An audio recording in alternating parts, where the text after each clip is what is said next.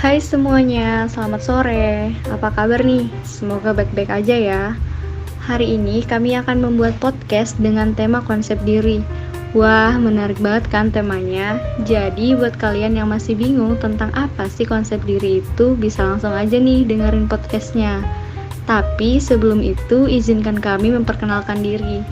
Kami dari kelompok 10 yang beranggotakan saya Algita Grace Ninang, NIM 51.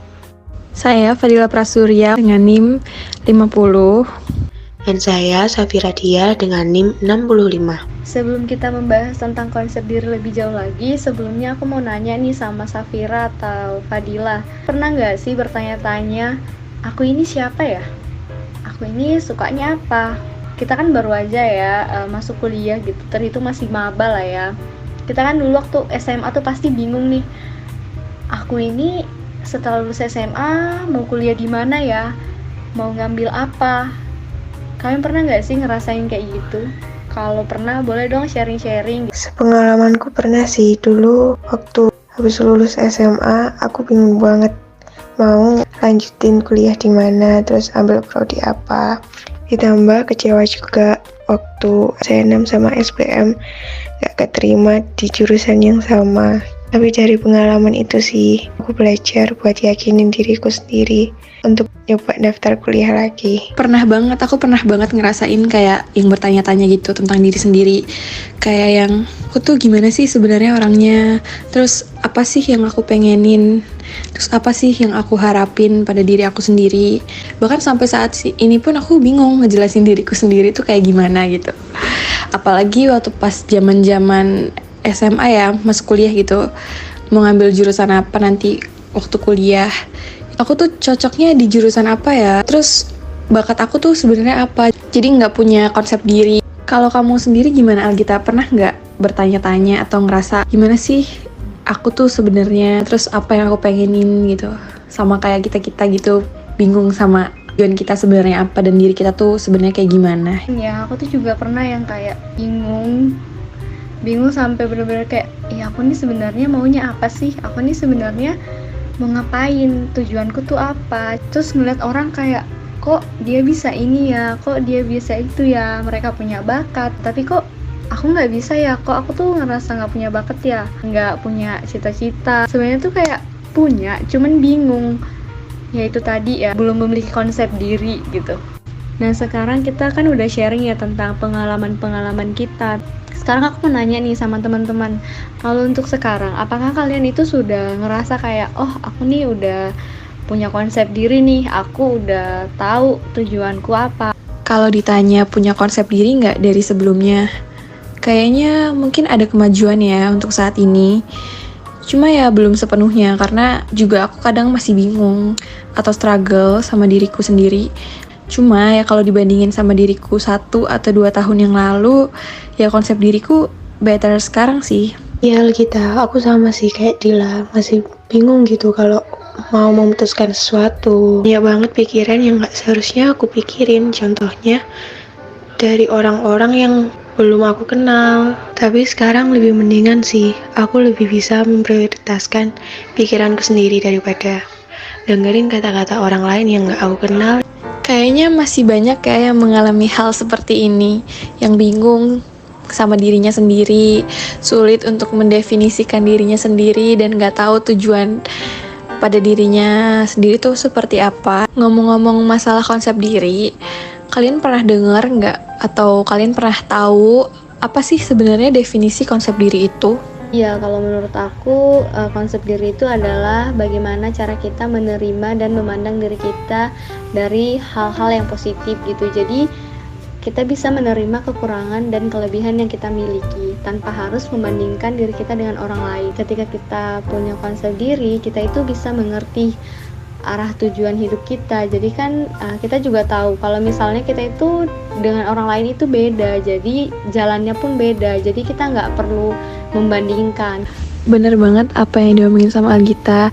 Jadi konsep diri ini lebih ke nilai diri atau penerimaan diri kali ya. Menentukan nih siapa diri kita, dan konsep diri ini bisa berubah gitu seiring berjalannya waktu dan lingkungan salah satu faktornya. Jadi saat kita dewasa, lingkungan sosial itu sangat mempengaruhi cara kita memandang diri kita sendiri. Wah, bener banget nih yang dibilang Algita sama Dila.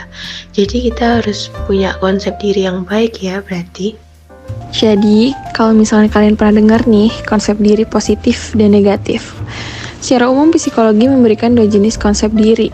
Jadi semacam yang positif tuh lebih ke optimis ya, lebih mudah beradaptasi, lebih percaya diri pada dirinya sendiri. Kalau negatif ya kebalikannya, dia lebih pesimis, dia kadang hipersensitif, nggak percaya diri, dan semua orang tuh nggak selalu punya konsep diri yang positif loh. Itu semua tergantung cara kita menilai diri kita sendiri. Nah, menurut kalian gimana sih caranya biar kita tetap maintenance konsep diri kita supaya tetap positif terus? Ada yang tahu nggak? Kalau berdasarkan pengalaman aku itu pastinya dari lingkungan ya, dari dengan siapa kita berteman, dengan siapa kita bergaul. Ketika kita berada di pergaulan yang baik, ya maka hal-hal baik pun juga akan terjadi pada diri kita gitu. Tapi kalau misalnya kita bergaul dengan pergaulan yang negatif, misalnya kayak teman-teman yang ngerokok, teman-teman yang suka keliaran, ya kita pun juga akan melakukan yang hal sama gitu. Menurutku sih yang pertama kali harus kita lakuin menghargai diri sendiri sih. Soalnya sebesar apapun konsep diri yang bakal kita bangun, kalau kita nggak bisa menghargai diri kita sendiri juga sia-sia. Menghargai diri kita sendiri itu dalam arti benar yang dibilang Algita, kita coba cari kelebihan, keahlian, dan kekurangan yang kita miliki. Jadi kita nggak perlu iri sama orang lain karena kita punya kelebihan dan kekurangan kita masing-masing.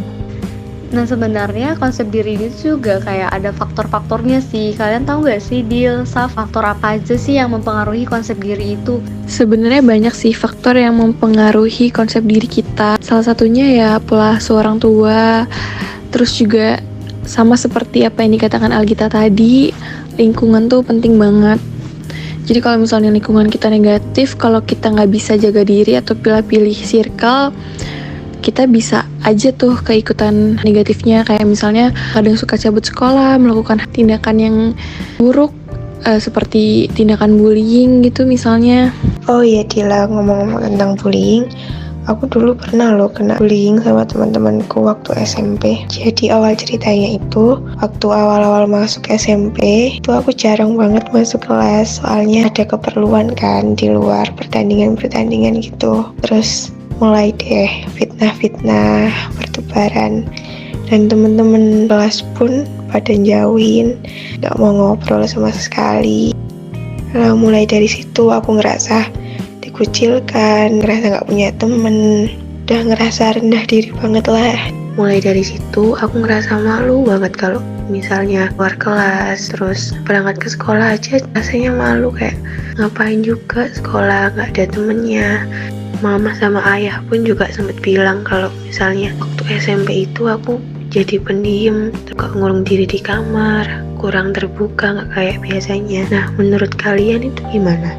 Jadi pelaku atau korban bullying itu memiliki konsep diri yang negatif karena mereka dipengaruhi oleh pengalaman-pengalaman yang pernah ia alami, baik di lingkungan sekitar maupun dalam kehidupan keluarga. Tertanam di pikirannya tuh dia menjadi orang yang keras atau arogan gitu. Ya benar banget ya. Sebenarnya kalau kita mau nyebutin faktor apa saja yang mempengaruhi itu banyak banget ya Dilia, kayak kegagalan. Nah kegagalan ini kalau misalnya dia sering terjadi dalam diri kita akan merasa tidak berguna gitu. Jadi kita memandang diri kita pun negatif.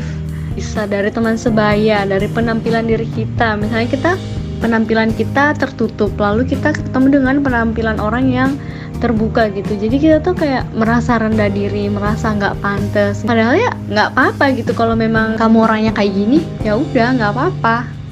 Jadi bisa aku simpulkan ya bahwa konsep diri itu sangat penting kita miliki supaya hidup kita terarah dan mengerti akan tujuan hidup kita yang sebenarnya. Dan gak apa-apa juga kalau misalnya banyak yang belum bisa menentukan konsep dirinya, karena memang itu butuh proses untuk memahaminya. Jadi semangat terus ya, dan pastikan juga kalian ada di pergaulan yang positif agar konsep diri yang terbentuk juga positif. Wah, gak kerasa ya kita udah sampai di penghujung acara.